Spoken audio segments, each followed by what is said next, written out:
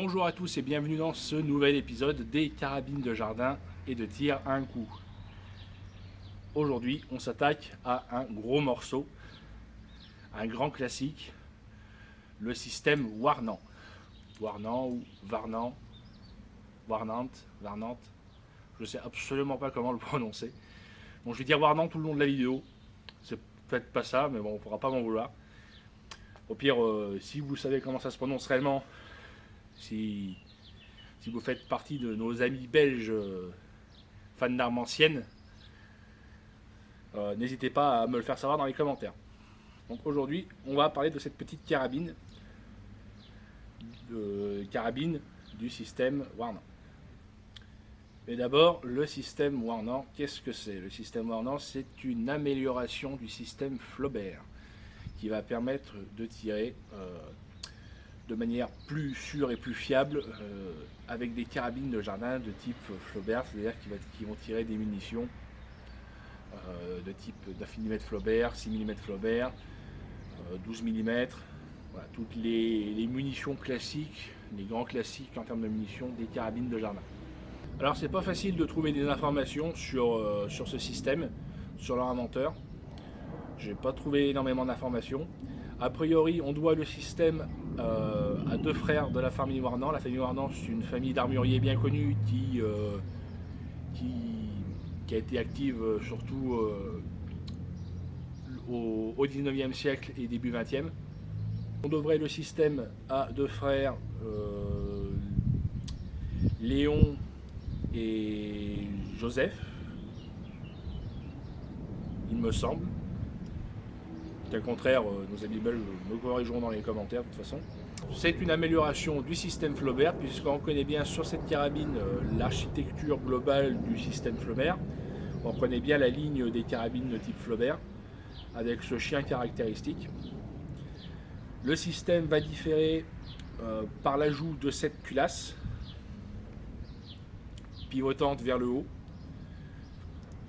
et d'un extracteur assez massif et plus fiable. Pour moi, on est sur le système le plus fiable dans les carabines des jardins que j'ai testé actuellement. Parce que j'ai déjà testé, on se rappelle, la Manuarm.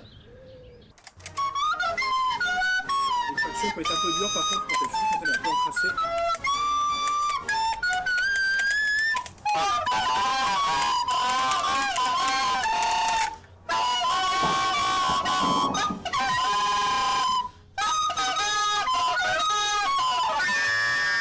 Et la petite carabine système Flaubert justement, ainsi que la Buffalo en 32-20.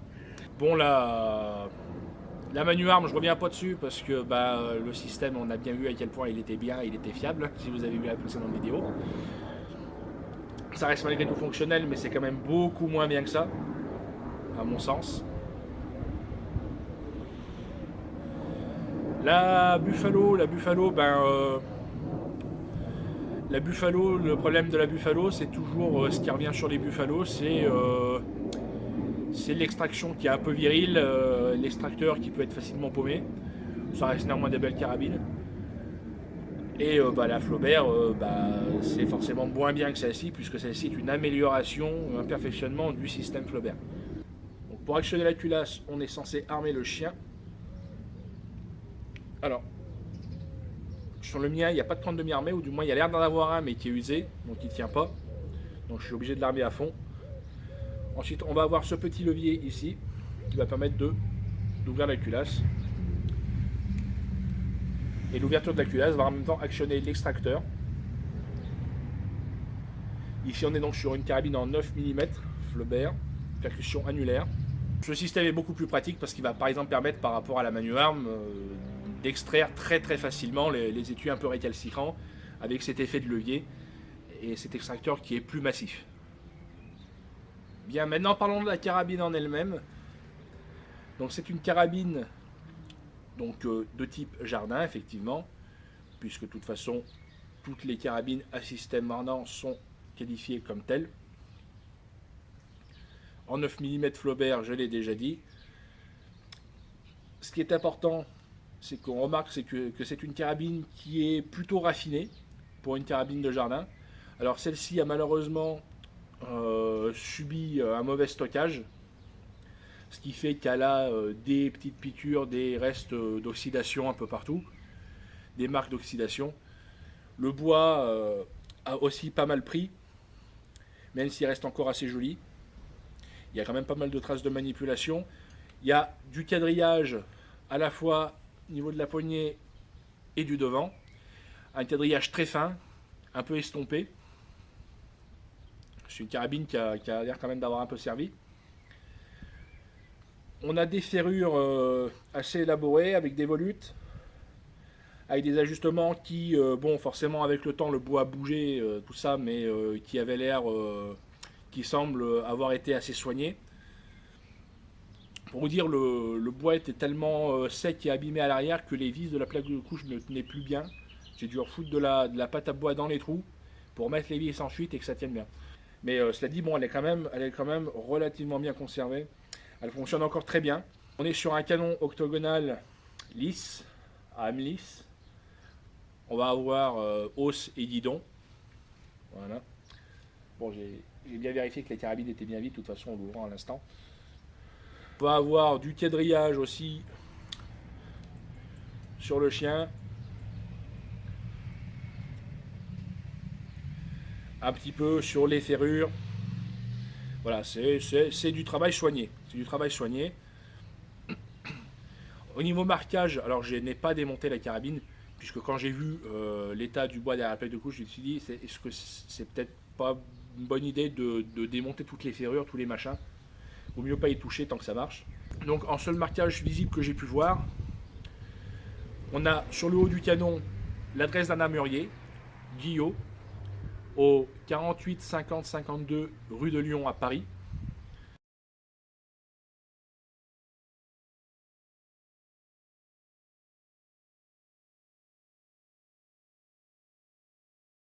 Alors attention, ça ne veut pas dire que c'est cet armurier qui a fabriqué la carabine. Bien souvent, c'est juste de la pub.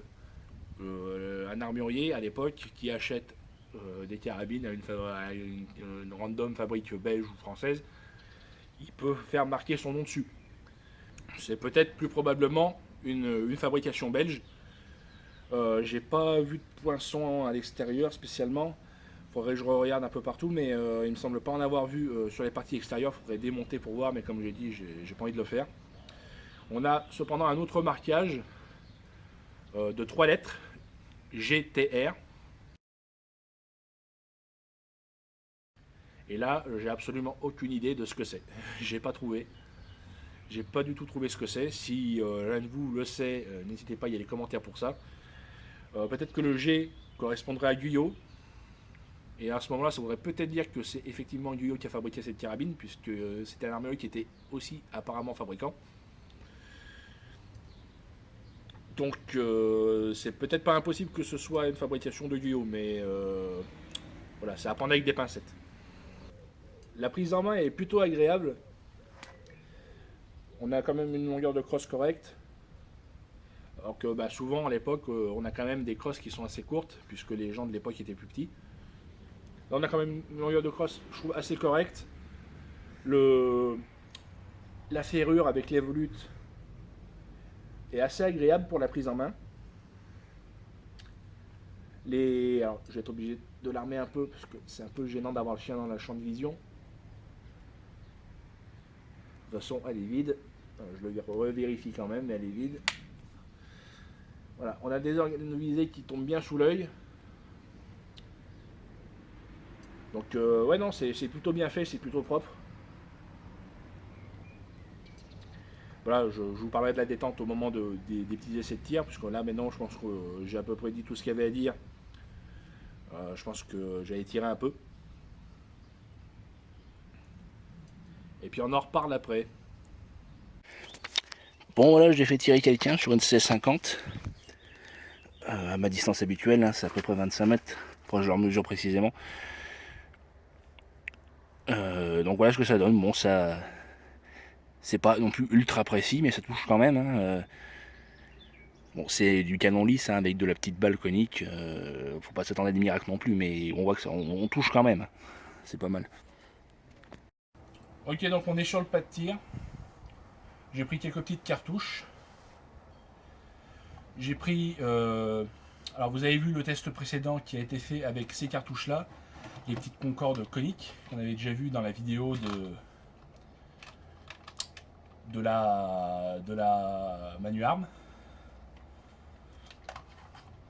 Donc c'est celles qui ont été utilisées pour le petit carton précédent. Ensuite j'ai des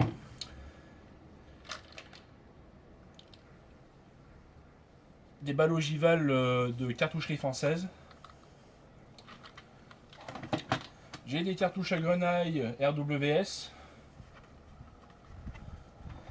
Et j'ai un vieux lot de cartouches à grenaille Gévelo. Bon, c'est celle que je vais utiliser maintenant pour ce petit tir sur bouteille là, pour voir ce que ça donne. Alors on se souvient qu'avec la Manu Arm, bon, ces cartouches, c'est des vieilles cartouches, elles sont daubées. La plupart n'ont pas fonctionné. Là j'ai touché un lot qui a l'air un peu moins dégradé. On va voir ce que ça donne.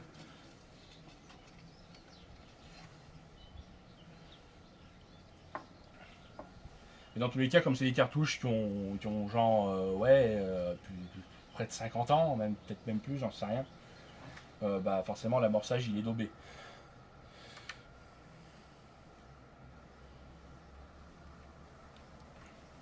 Donc là pareil, j'amorce.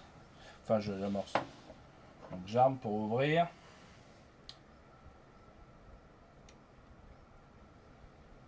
J'insère ma cartouche. Et je referme. Alors, on va tester ça. Alors. Par contre la visée est pas facile pour moi. Pas facile du tout.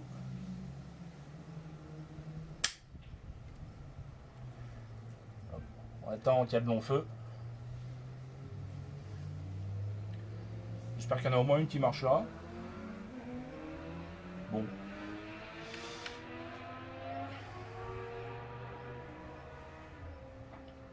On va tourner un petit peu quand même pour voir.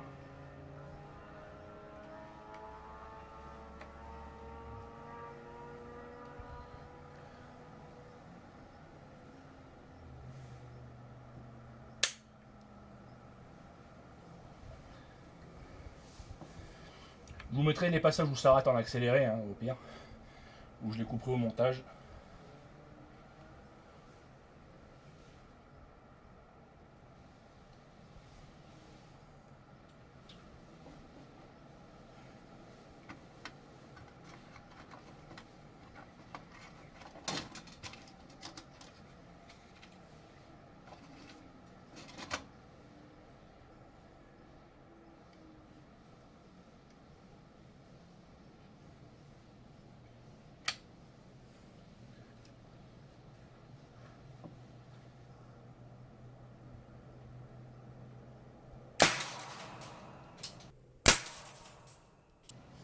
Ah! Ça m'a envoyé quelques déchets dans la tronche. Heureusement que j'ai les lunettes de protection, important quand vous tirez avec ce genre de conneries. J'en mets pas toujours, mais je devrais prendre l'habitude d'en mettre. Là, c'est carrément tout le carton qui est parti.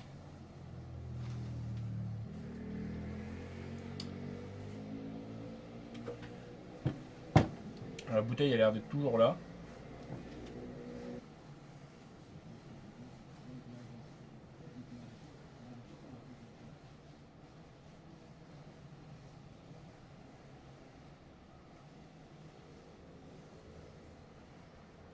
Je crois que le carton est resté en partie bloqué dedans. Heureusement, j'ai prévu le coup.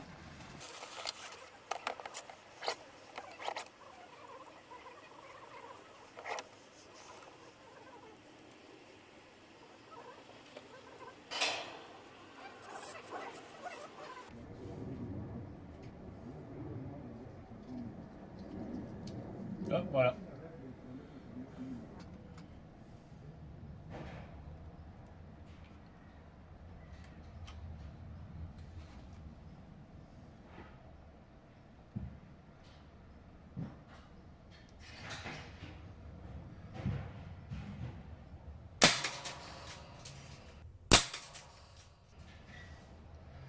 Ça part n'importe où, hein. C'est n'importe quoi.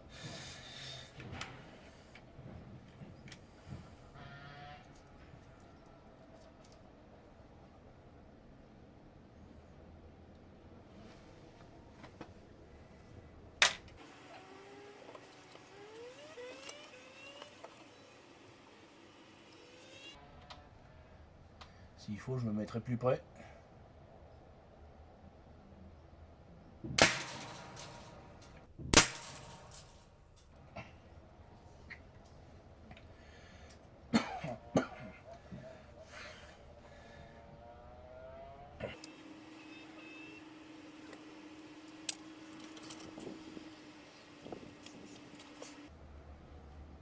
Alors, remember, ne pas respirer.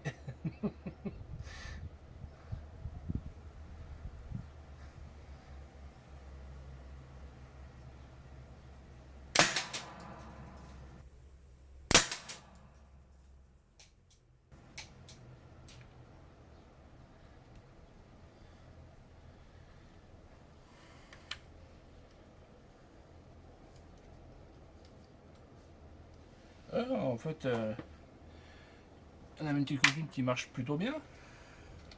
Même si ça part je sais pas où. Ça se trouve, ça rebondit. Ça se trouve, c'est tellement peu puissant que ça rebondit sur la bouteille sans la percer.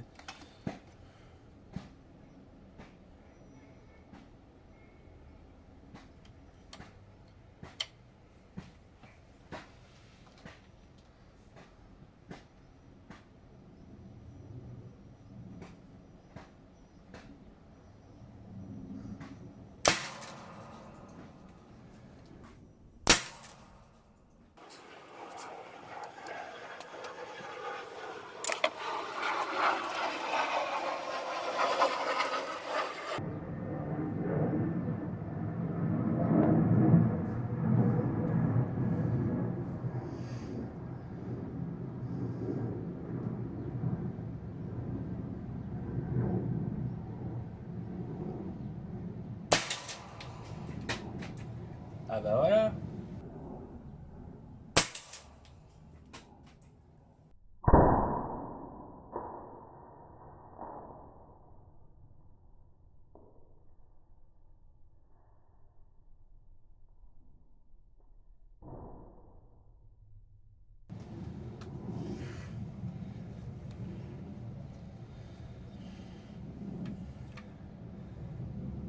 Bon, j'allais voir dans quel état c'est.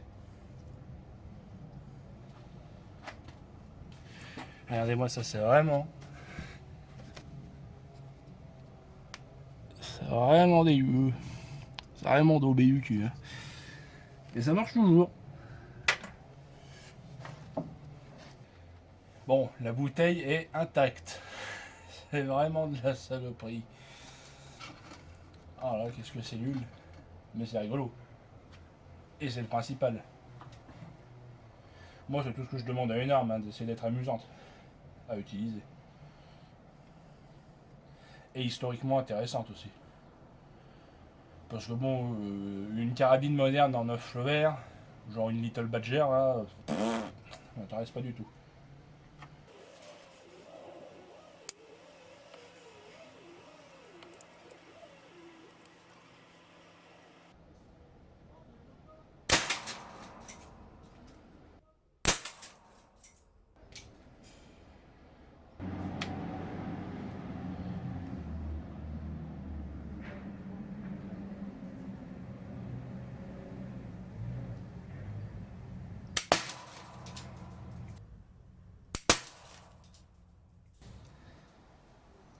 Hey, vous avez vu le délai?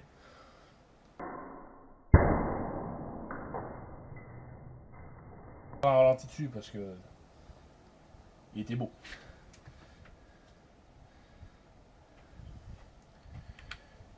Bon, je pense que je vais arrêter avec les.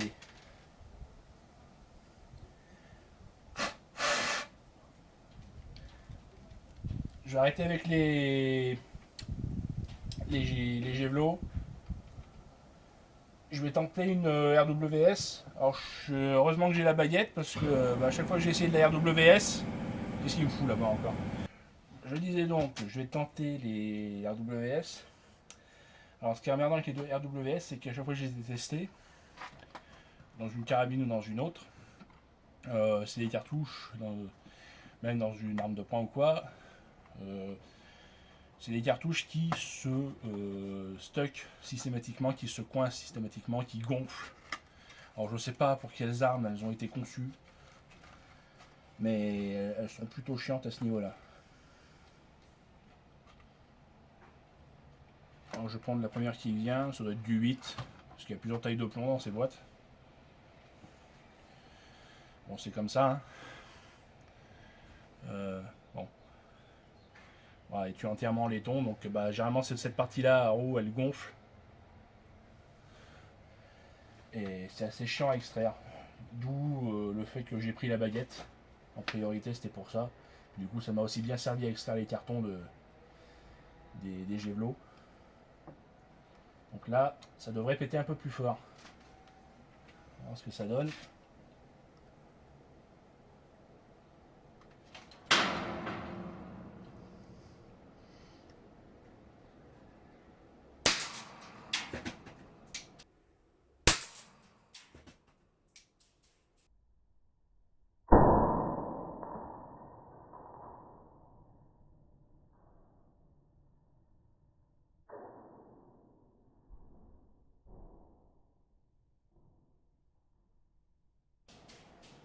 Ah voilà, il y a déjà un peu plus de résultats tout de suite. Mais je pense que j'ai tapé un peu bas.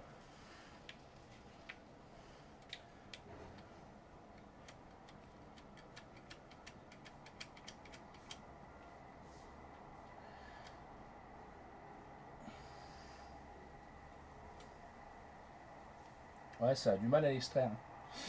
Je vais pas forcer, j'ai pas envie d'abîmer mon extracteur. On va plutôt utiliser la baguette.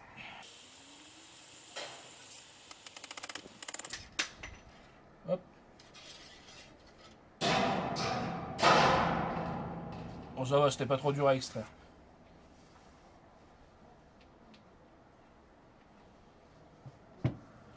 Bon, la bouteille n'a rien. La bouteille n'a rien, ne vous inquiétez pas. Je crois qu'à la fin, je pourrais mettre qu'aucune bouteille a été blessée pendant le tournage. À ce niveau-là. Alors après, elles sont peut-être dures à extraire aussi. Alors bon, je sais que là maintenant, vu que c'est pas dur à extraire à la baguette, je sais que je pourrais en tirer de temps en temps avec celle-ci. Mais peut-être qu'aussi la crasse, la couche de crasse que m'ont laissé les Gévelots dedans, font aussi qu'elle a été dure à extraire.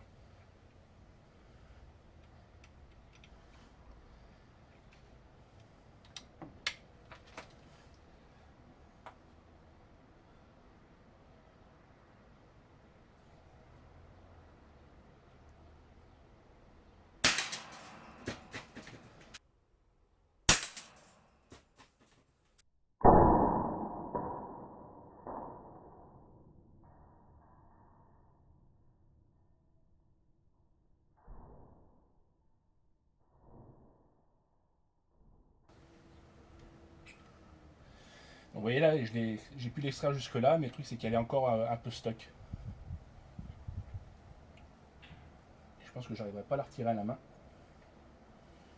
Donc rebaguette.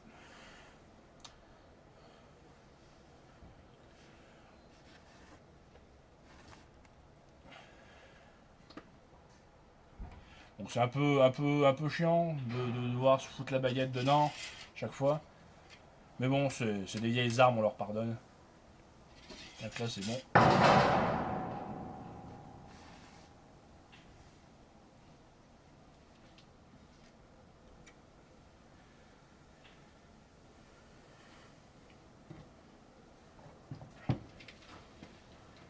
Et donc voilà, vous voyez, je vais vous en prendre une neuve pour vous montrer la différence entre une tirée et une neuve. Alors, tac.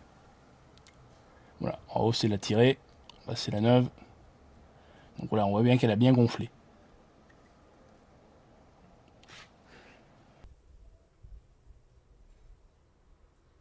Ah, enfin un tir létal.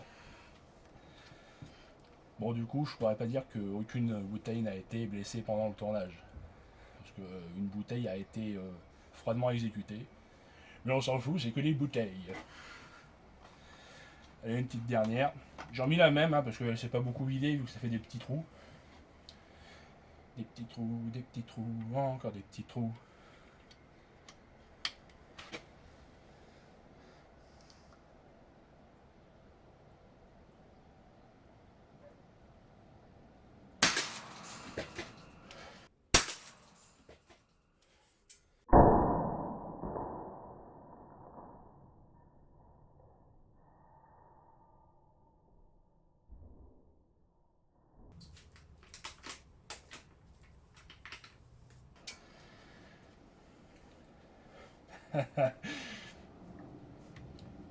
Oh, ces petites carabines, c'est le fun.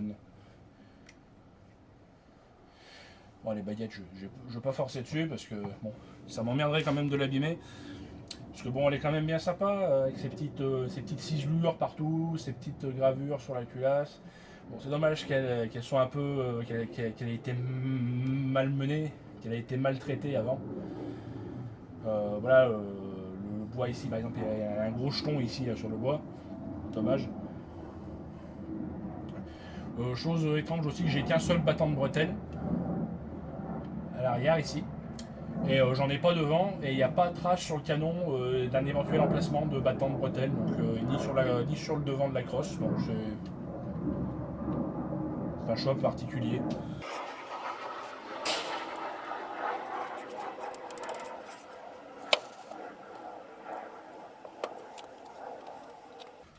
Bon, maintenant je vais essayer de faire un peu de cible. Bon, à cette distance là, ce sera pas bon, hein. Surtout que j'ai pas d'optique. Donc ce sera vraiment pas bon, je vais sûrement en foutre la moitié à côté. Mais bon, c'est pour le fun. Je vais commencer avec les petites concordes, là, les petites coniques. Celles-là, c'est les plus fraîches que j'ai, hein, en 9 Flaubert. C'est celle qui marche le mieux.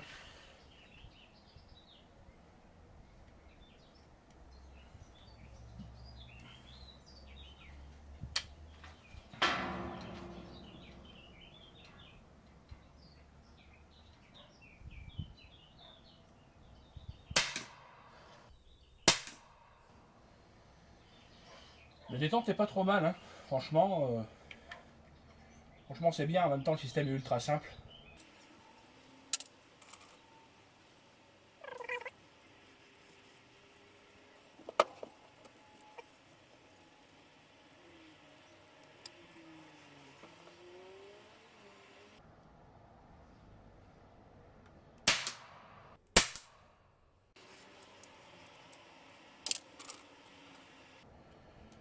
Bon, c'est agréable, hein. Bon, c'est vrai que la plupart des gens ne voient pas l'intérêt du 9 mm Flaubert. Ça a de l'intérêt pour le piégeage, mais c'est tout. Après, bon, bah voilà, c'est les cartouches de fabrication actuelles sont chères pour ce que c'est. Donc bon, bah voilà, pour la collection, pour le piégeage, c'est à peu près que à ça que ça sert. Mais voilà, c'est aussi pour le fun parce que moi je trouve ça quand même vachement rigolo.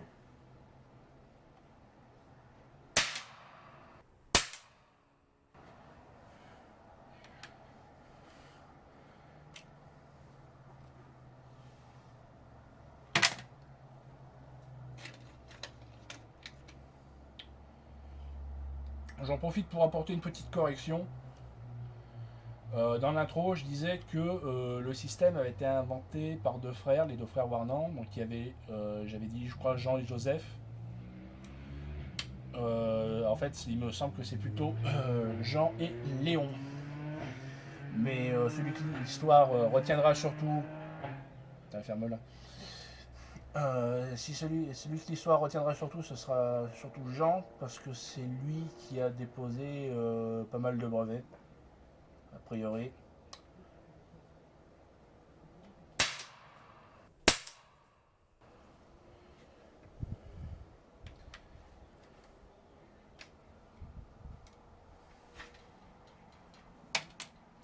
Bon, je vais tester maintenant les petites balles ogivales de cartoucherie française. Bon, ça se présente comme ça, hein, c'est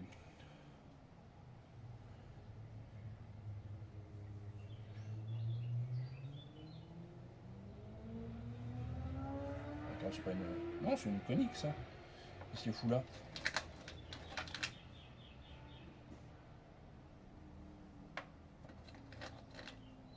Ah si, non, non, non, non, c'est bon, j'ai rien dit, c'est bien les bonnes. C'est bien les bonnes.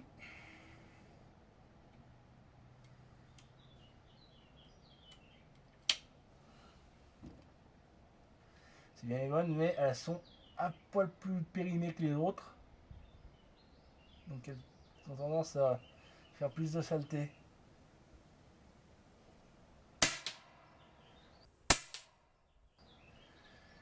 Alors, on sent qu'elles ouais, elles sont moins vivaces.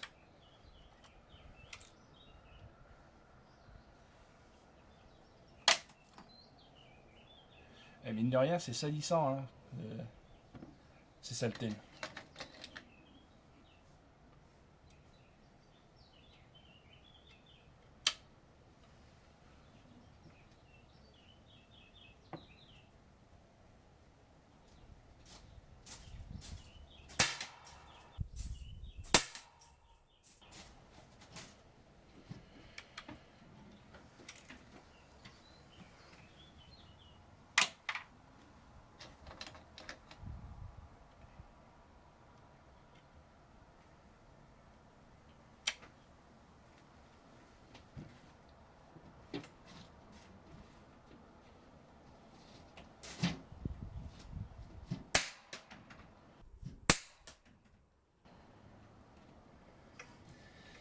Et le temps de vol de la balle, c'est ouf. Tellement c'est nul.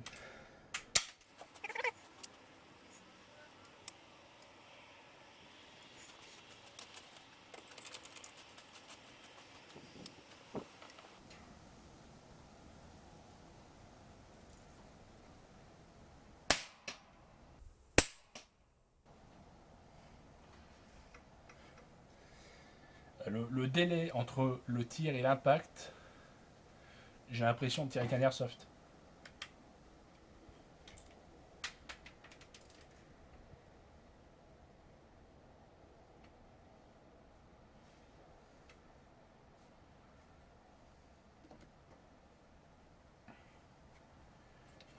Allez, une petite dernière.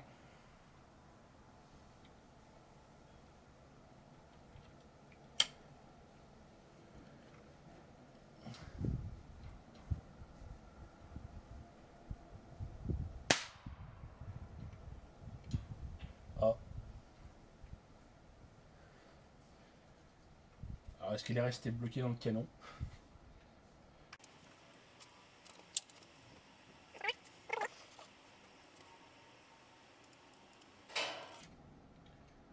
Ah oui, elle est restée bloquée dans le canon.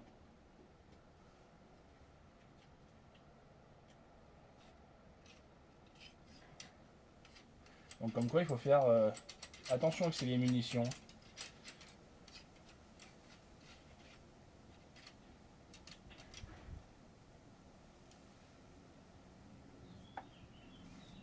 Regardez la balle. Ah, elle est creuse.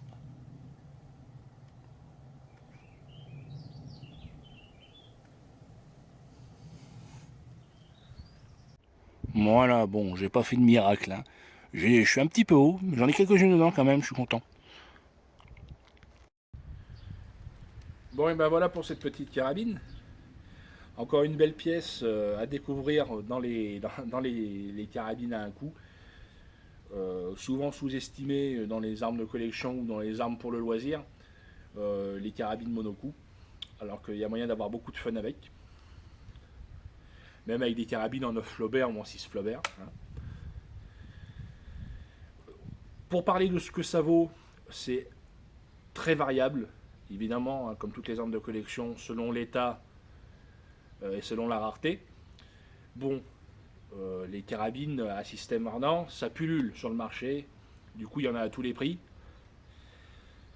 Des modèles un peu élaborés, un peu luxueux comme celui-ci, avec des quadrillages, avec des petites gravures comme ici sur la culasse, avec des ferrures un peu élaborées comme ça va être forcément un peu plus coûteux. Mais pour les modèles les plus basiques, les plus simples qu'on trouve le plus communément, ça va tourner autour d'un billet de 100, ouais. Un billet de 100, 150. Après, franchement, ceux qui vendent ça à plus de 200, alors que c'est des modèles ultra basiques, même si c'est des trucs qui sont Red 9, franchement, les mecs se touchent. Enfin bon. Après, ça va dépendre aussi du calibre, parce que un modèle comme ça, en 9 mm Flaubert, ne va pas valoir le même prix qu'un modèle en 12 mm. Voilà, c'est aussi à prendre en compte. Donc il y en a à tous les prix et du coup il y a de quoi se faire plaisir pour pas cher pour peu qu'on trouve la bonne affaire. Voilà. Si cette vidéo sur une nouvelle carabine de tir ou de jardin à un coup vous a plu, n'hésitez pas à vous abonner pour ne pas manquer les prochaines. N'hésitez pas à mettre le petit pouce bleu en l'air, le petit pouce en l'air, ça fait toujours plaisir, c'est sympa. Et éventuellement un petit commentaire, ça fait toujours plaisir pour le référencement. Si vous avez des questions en plus, n'hésitez pas. Moi je réponds souvent. Si je réponds pas, il y en a d'autres qui seront là peut-être pour répondre si je ne sais pas. Voilà. On est là, on discute entre passionnés, on est bien. Ah. Et puis du coup, je vous dis à la prochaine pour une prochaine vidéo. Salut!